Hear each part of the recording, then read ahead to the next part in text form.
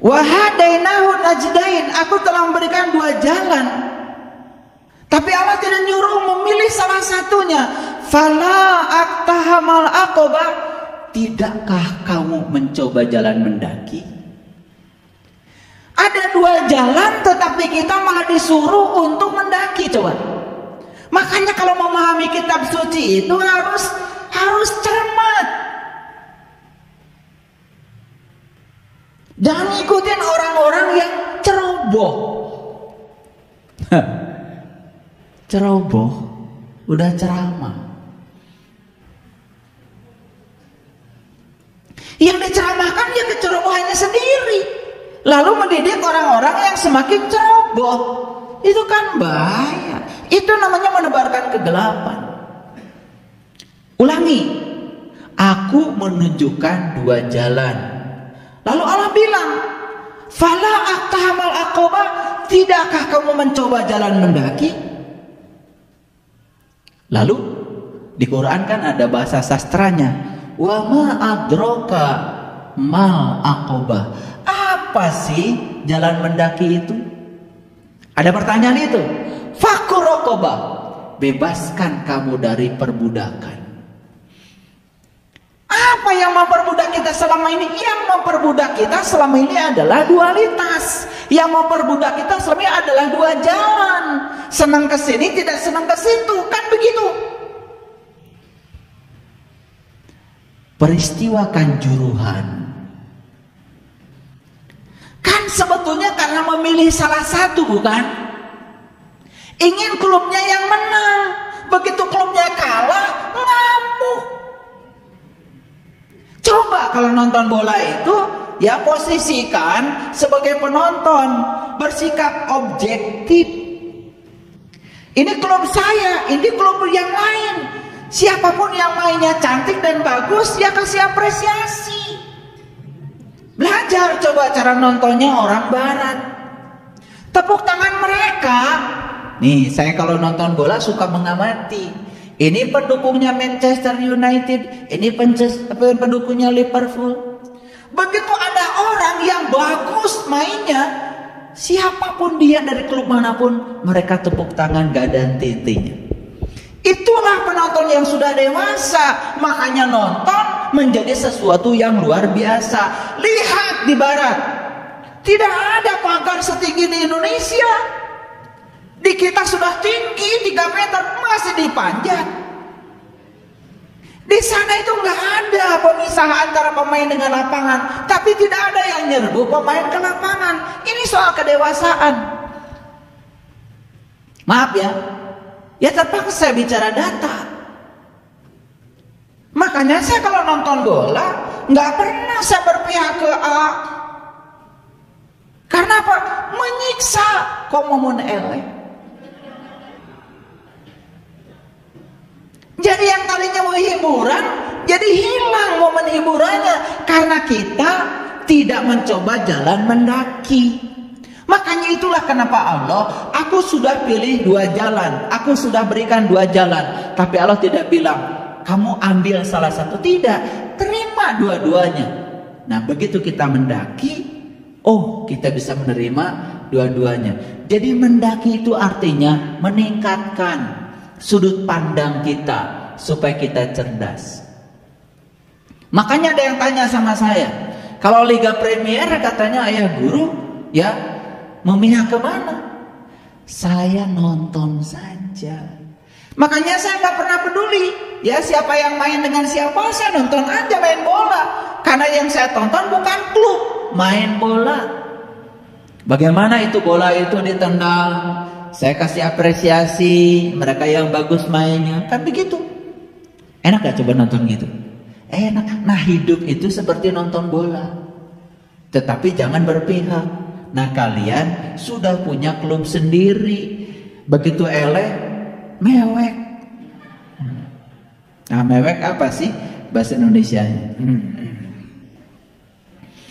Nah aku telah berikan 2 jalan. Tapi Allah menawarkan, tidakkah kamu mencoba jalan mendaki? Apa jalan mendaki itu? Bebaskan kamu dari perbudakan. Artinya kita harus menerima justru kedua jalan itu. Itu namanya kesempurnaan. Contoh, pasangan hidup kita ada lebihnya, ada kurangnya. Terima saja lebihnya. Kamu tidak mau terima kurangnya? Stroke.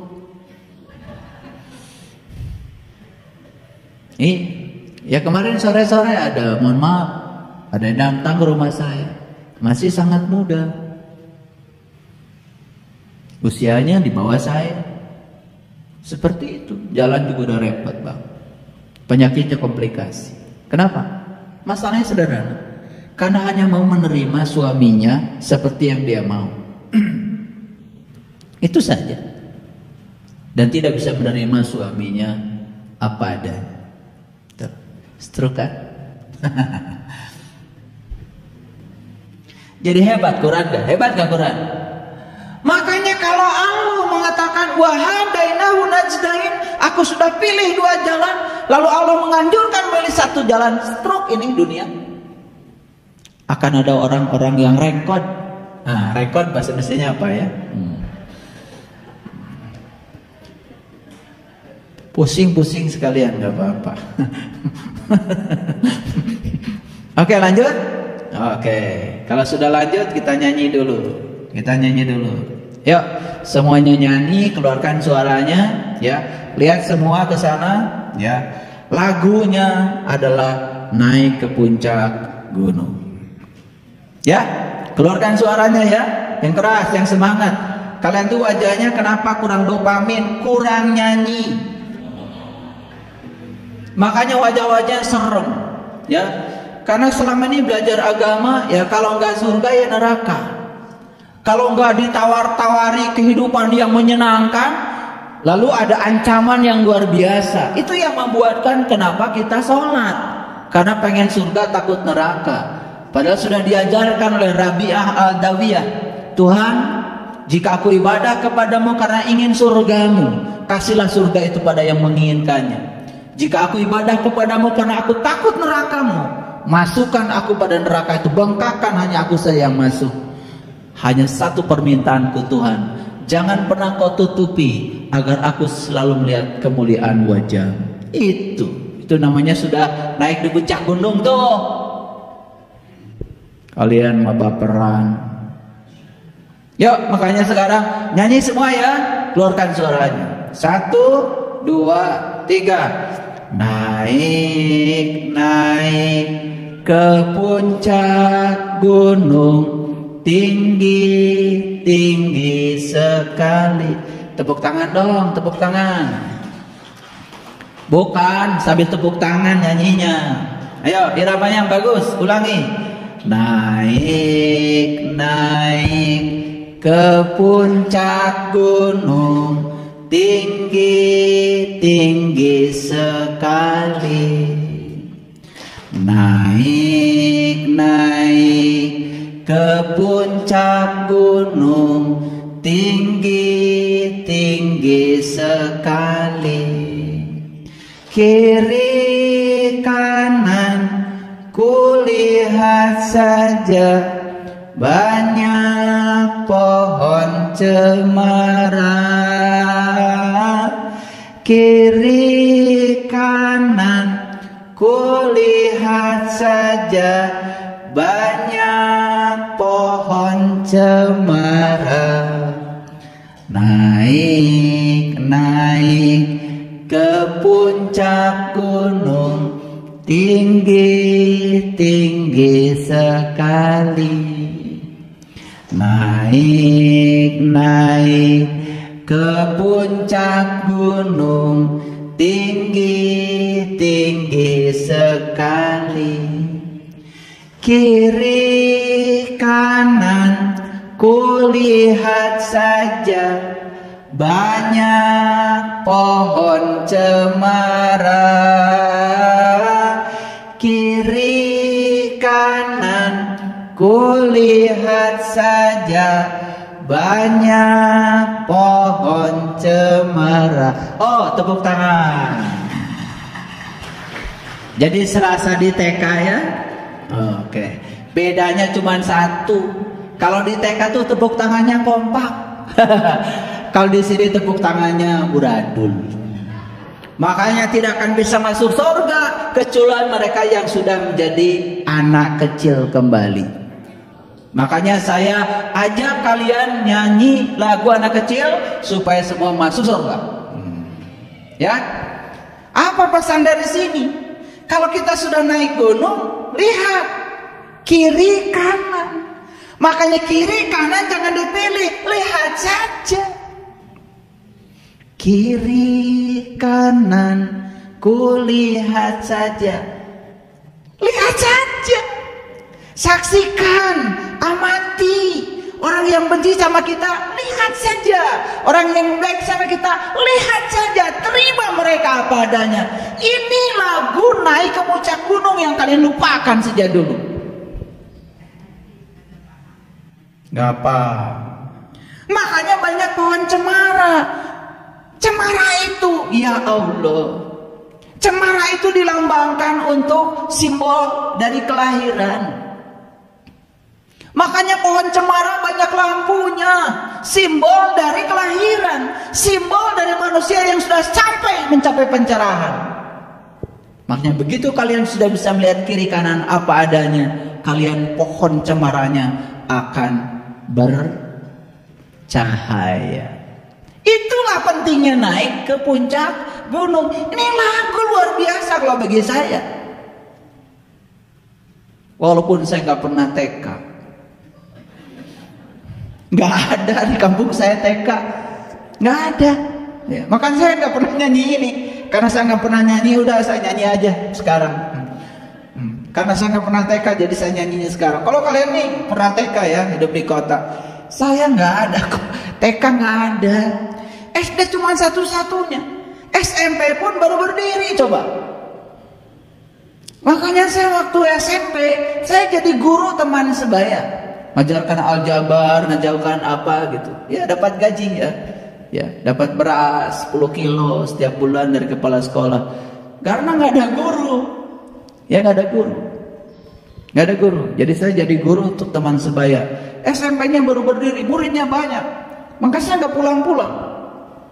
Sering ditegur sama bapak, kamu tuh sekolah nggak pulang-pulang. Saya nggak pernah cerita kalau saya diangkat jadi guru. Nggak percaya bapak saya. Gimana katanya?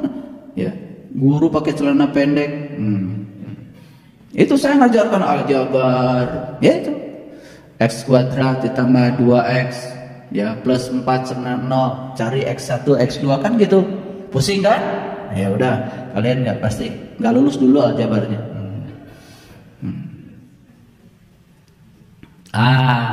Jadi setelah kita nyanyi, itulah spiritual. Spiritual itu banyak kegembiraan, merasuk ke dalam jiwa, semangat. Itu spirit.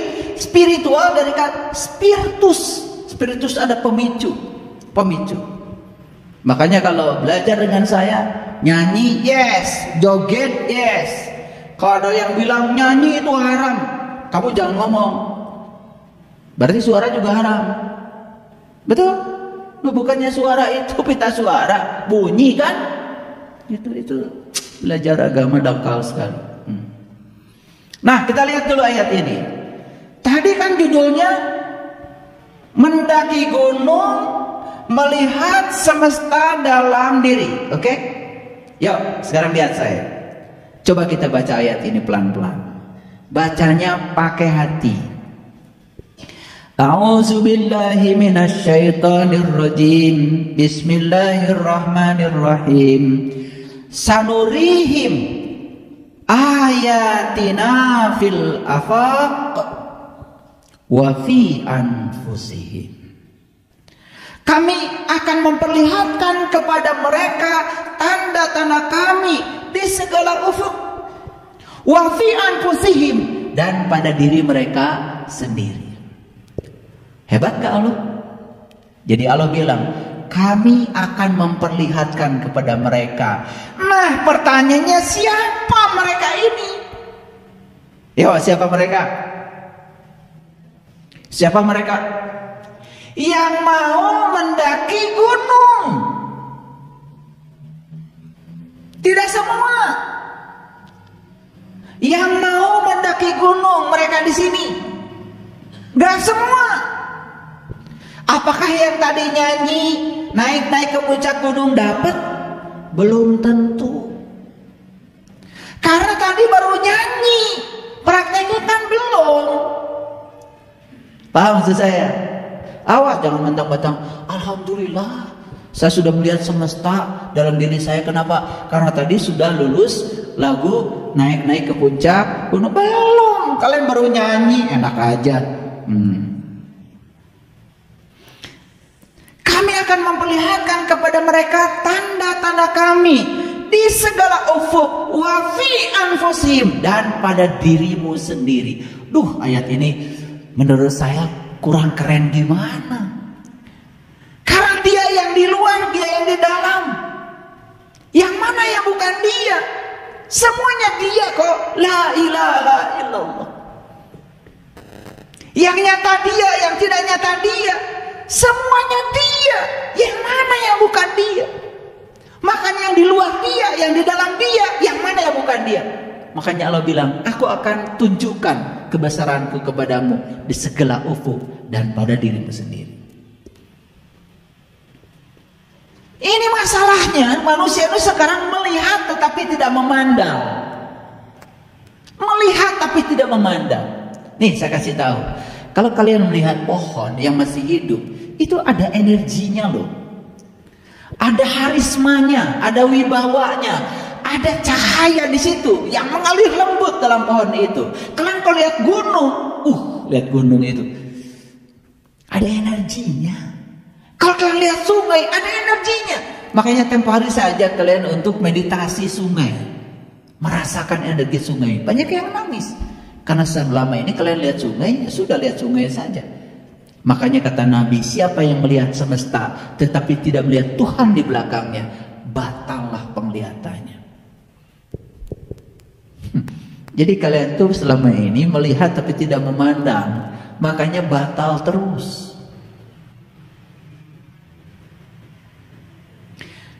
Melihat keluar tidak lihat Tuhan, melihat ke dalam tidak lihat Tuhan.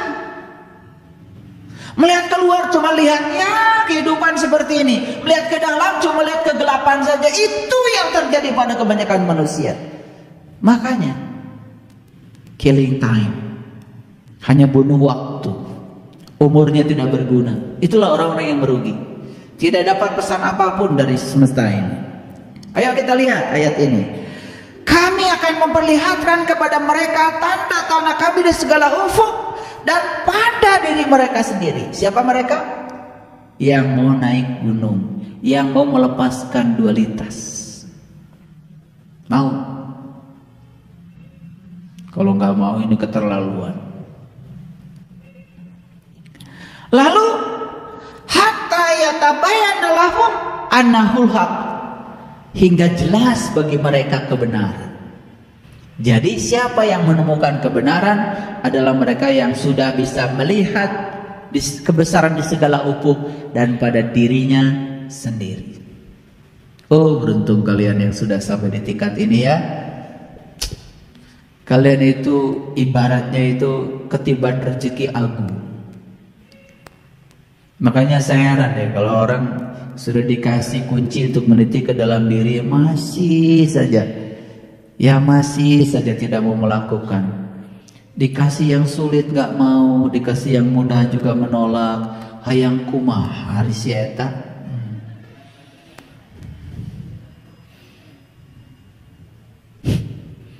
Gak ngerti saya itu. Ya, itu. Nah lihat selanjutnya. Lalu ada pertanyaan dari Allah, awalam yakfi bi rabbika annahu ala kulli syai'in syahid? Tidakkah cukup bahwa sesungguhnya Tuhanmu menjadi saksi atas segala sesuatu? Ini pertanyaan. Awalam yakfi bi rabbika annahu ala kulli syai'in syahid? Tidakkah cukup bahwa sesungguhnya Tuhanmu menjadi saksi atas segala sesuatu? Ya Allah. Coba kita lihat napas kita. Napas diambil dari sini bukan? Masuk ke dalam, keluar ke sini. Kan sebenarnya napas ini penghubung saja antara yang di luar dengan yang di dalam. Makanya hati-hati dengan nafas. Luar biasa. Nah, setiap gunung, setiap puncak gunung dapat dijangkau kalau kita terus mendaki. Paham? Setiap puncak gunung dapat dijangkau kalau kita tekun mendaki. Apa yang terjadi? Baru sedikit ngos-ngosan turun, capek cari guru baru. Sama, kalau gurunya sama akan mengajarkan naik ke puncak gunung, naik lagi ngos-ngosan, capek turun lagi. Itu makanya banyak yang lama itu kelihatannya sudah belajar, sebetulnya dia belum kemana-mana. Makanya saya lihat dari cara jogetnya aja. Joget hareras, tepukuh, suku kenca kamana, suku katuh kamana, musik kamana, kelihatan. Itu artinya belum kemana-mana. Jadi kalau saya ngukur spiritual nggak usah olah napas kejauhan, kasih aja karaokean suruh joget. Kalau jogetnya nggak jelas, ya udah, berarti spiritualnya belum jelas. Itu aja. Paham? Setiap puncak gunung dapat dijangkau oleh siapa? Yang tekun mendaki. Ya, namanya naik gunung ya. Kadang-kadang kepleset sedikit, betul? Gak apa-apa, gak apa-apa. Jatuh 7 kali gak apa-apa. Yang penting bangkitnya 8 kali. Oke?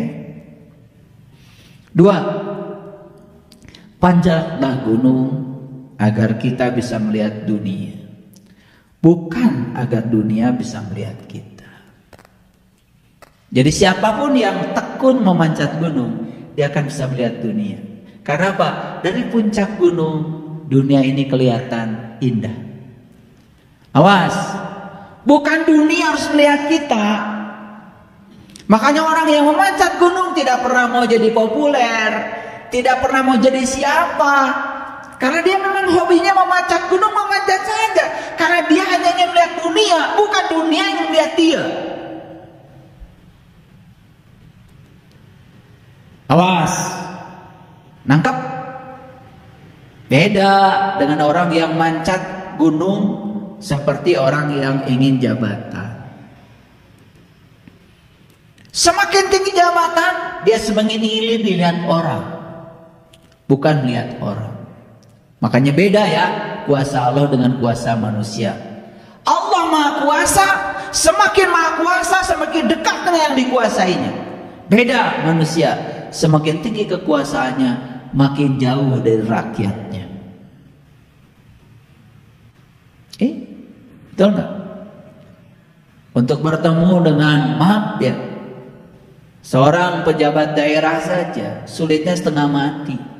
Ada ring 1, ada ring 2, ada ring 3. Wah, banyak ring. Dia mending tepangi.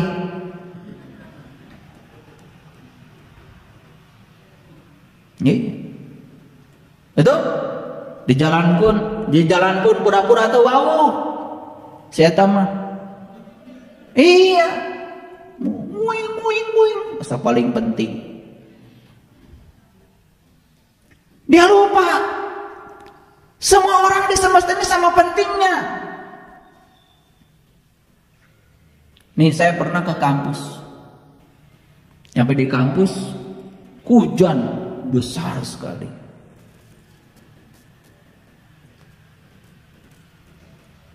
Semua tempat parkir penuh. Yang ada itu tempat parkir para pejabat. Ada tulisannya. Sore-sore saya ke kampus. Saya parkir aja di situ daripada kehujanan. Kalau pejabat kan kehujanan. Nekat aja saya parkir di tempat pejabat. Saya bukan pejabat, orang biasa. Ditegur sama satpam. Nggak saya dengar satpam. Saya bilang sama satpam, atasan kamu itu sore mau datang ke kampus. Daripada nganggur tisu di tulisan.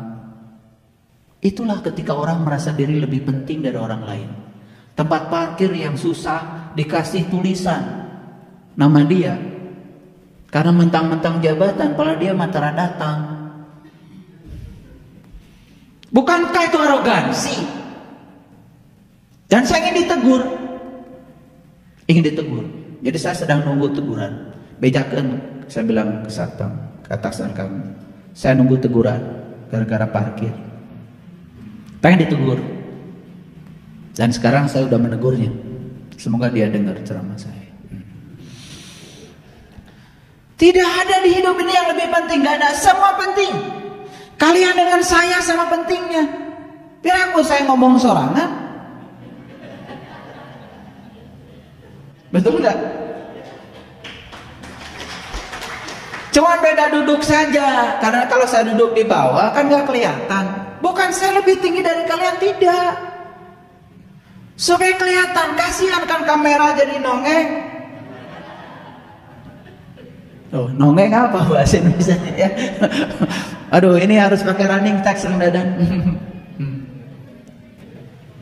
Makanya kalau di dekat Jelekong itu ada pasar tonggeng.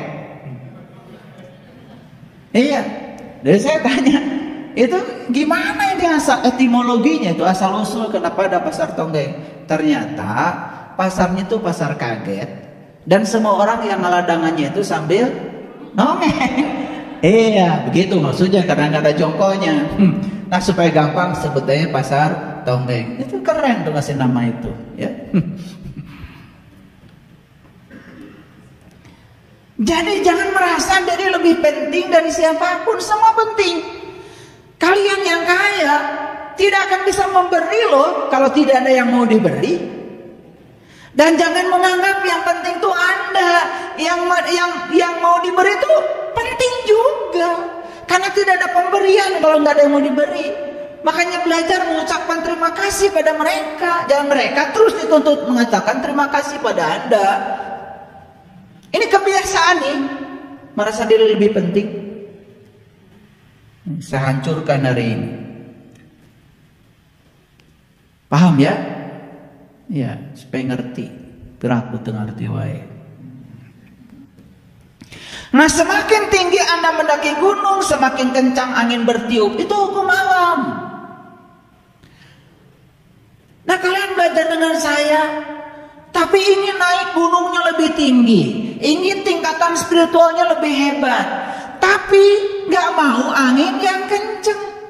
Kata baksa etik, golepak. Ah, golepak apa tuh bahasa Indonesia? Jadi ini hukum alam. Semakin tinggi kita naik gunung, semakin kencang. Jadi ini saya kasih tahu sama kalian nih yang pada naik gunung nih. Dengar tiwai.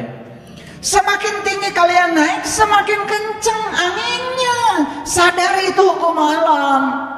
Jangan dikira saya mencapai tingkatan yang semacam ini, apa enggak berdarah-darah.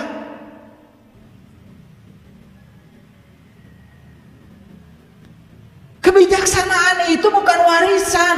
Kebijaksanaan itu didapat dari ketekunan dan keikhlasan untuk menjalani kehidupan.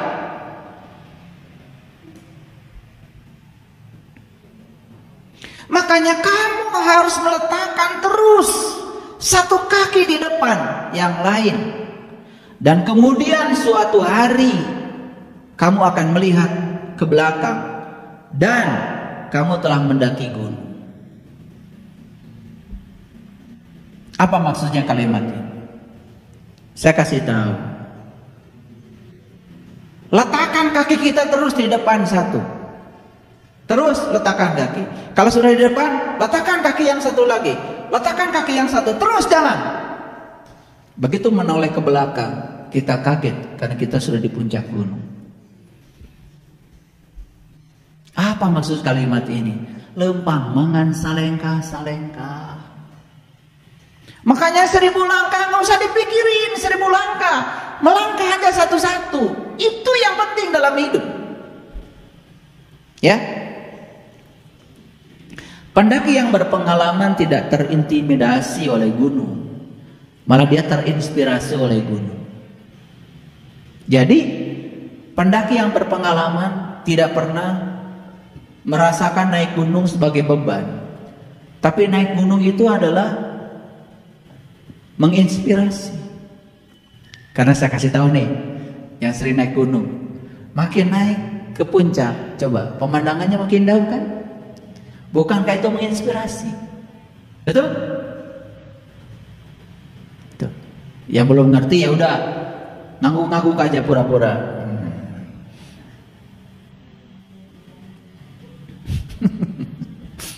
Entar juga ngerti kalau udah naik gunung. Ntar saya ajarkan naik gunungnya gimana, ya.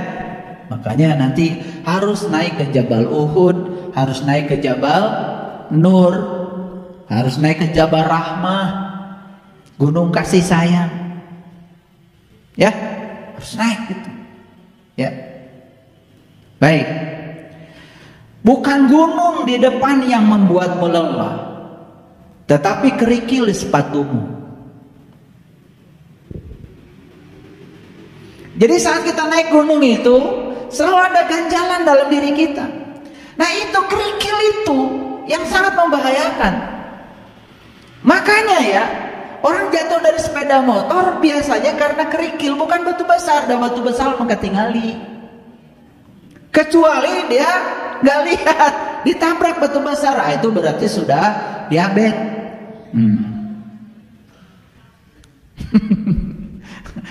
Paling kencang tuh Haji Asep kalau saya cerita diabetes. Tapi sekarang udah sembuh ya Pak Haji. Alhamdulillah. Jadi bukan gunung di depan yang membuat kita lelah, tetapi kerikil di sepatu kita. Kan gak nyaman ya. Kita naik gunung ada kerikil di kaki, itu membuat kita gak nyaman. Kalau itu tidak segera dikeluarkan kerikilnya, gak nyaman naik gunung. Nah dalam perjalanan spiritual yang sering membuat ganjalan itu adalah kerikil kecil. Betul nggak? Coba ada keraguan aja sedikit dalam dirimu, sudah gak kemana-mana.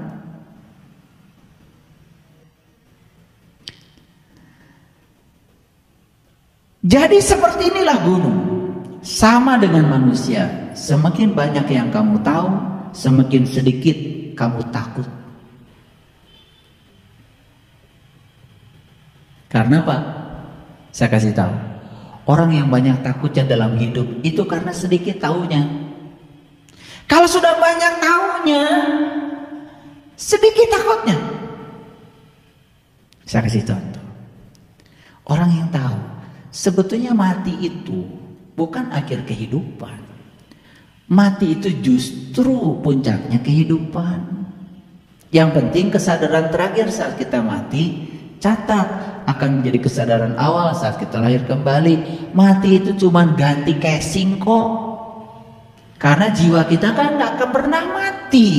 Karena dia punya pengetahuan yang luas tentang kematian, ya gak takut mati, santai aja. Yang takut mati kan cepat matinya. Santai aja. Takut gak takut kan tetap mati. Betul enggak? Iya. Orang baik sama kita, mati kita. Orang jahat sama kita, mati juga kita. Betul gak? Terus mau apa lagi? Kan sama. Betul gak? Iya. Gitu. Ya. Orang sehat, mati. Orang sakit, mati juga. Cuman duluan gitu aja. Sama kan? Iya. Yang ngerokok mati, yang gak ngerokok mati, kan sama gitu. Cuman siapa yang duluan gitu aja. Makanya yang merokok itu menurut saya anti rokok. Iya. Buktinya kan rokok sama dia mah dibakar aja. Berarti anti rokok kan? Iya, makanya jangan usil sama yang ngerokok, biarin aja. Ya, dia tuh anti rokok, buktinya rokok dibakar. Jadi nggak usah usir. Makanya saya nggak pernah usir. Yang ngerokok silakan, yang nggak ngerokok nggak apa-apa, kan buat dirinya kok. Ya, yang penting jangan dekat-dekat saya gitu aja. Mendaki gunung bukan untuk mengibarkan bendera, tetapi untuk menerima tantangan, menikmati udara, melihat pemandangan. Jadi mendaki gunung itu bukan untuk mengibarkan bendera. Tahu bendera? Bendera itu lambang dari kebanggaan, lambang dari citra diri. Oh, saya sudah sampai di sini, nggak perlu. Mendaki gunung itu tujuannya untuk menerima tantangan, menikmati udara, dan melihat pemandangan. Makanya nih kalian yang sudah pernah mendaki gunung, gak usah mengibarkan bendera. Saya sudah tingkatan ini, saya sudah tingkatan ini, ada masih begitu tuh. Ya, yang murid saya. Itu namanya sedang mengibarkan bendera. Gak usah mengibarkan bendera. Yang paling penting itu adalah menerima tantangan, nikmati udara yang segar, lihat pemandangannya. Itu aja. Siap naik gunung lagi? Ya, nanti kita naik gunung ya di Bogor. Pada saat milad Batul Yakin yang ke-9, saya undang semua. Kita naik Gunung Salak. Tapi kakinya aja. Ya Gunung Salak itu kakinya aja udah indah. Iya, saya kemarin naik ke kakinya aja udah indah. Belum naik ke puncaknya, nggak akan kuat kalian naik ke puncaknya. Kakinya aja udah indah. Jadi naik Gunung Salak kakinya aja. Ya, siap? Siap. Ya, makanya daftar segera dari sekarang. Gunung adalah pelampiasan terbaik saat kita berada di titik jenuh untuk mendapatkan semangat baru. Makanya sering naik gunung kalian akan menemukan situasi baru. Ya saya kasih tahu nih, yang rajin pagi dan petang naik gunungnya itu selalu akan mendapatkan suasana baru dalam hidupnya. Pantai itu menyenangkan, sedangkan gunung itu menenangkan. Pilih mana? Menyenangkan atau menenangkan? Ya pilih dua-duanya. Kadang ke pantai, kadang ke gunung. Baru aja diajarkan pilih satu. Ya bosan atau ke gunung wae mah. Ya, sesekali ke pantai. Ya. Mendaki gunung mengajarkan kita untuk memahami dan belajar, merendahkan angkuh kita. Karena orang yang angkuh naik gunung gak nyampe di puncak. Perhatikan saya, orang yang naik gunung dengan nafsu, wah pengen segera, pengen paling depan, pengen paling cepat, mopo.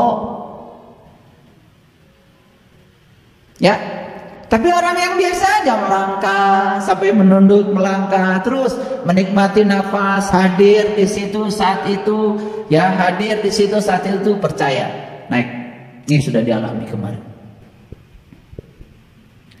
Meskipun sudah berada di atas, setidaknya sempatkan waktu untuk menengok ke bawah.